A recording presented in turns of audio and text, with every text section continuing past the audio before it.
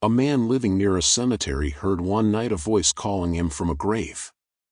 He was too timid to investigate it himself, but the next day he mentioned it to a brave friend, who made up his mind to trace the place where the voice came from the following night. While the timid man was trembling with fear, his friend went to the cemetery, and sure enough the same voice was heard coming from a grave.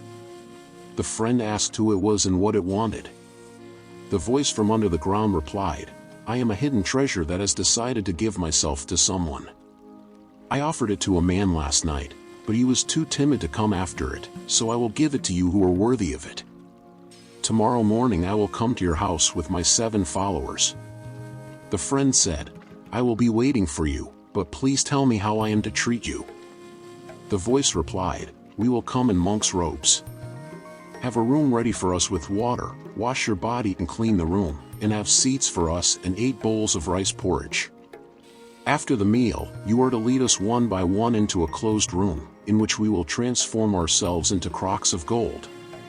The next morning this man washed his body and cleaned the room just as he had been told, and waited for the 8 monks to appear.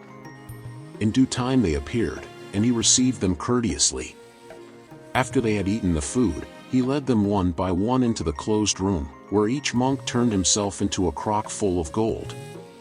There was a very greedy man in the same village who learned of the incident and wanted the crocks of gold.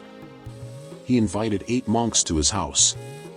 After their meal he led them to a closed room, but instead of turning themselves into a crock of gold they became angry and rough and reported the greedy man to the police, who eventually arrested him.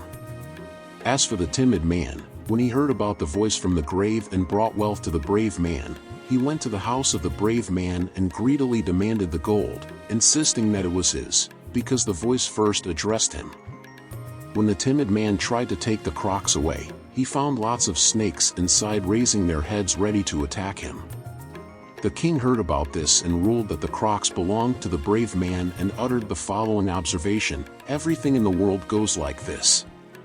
Foolish people are avaricious for good results only, but are too timid to go after them and, therefore, are continually failing. They have neither faith nor courage to face the internal struggles of the mind, by which alone true peace and harmony can be attained."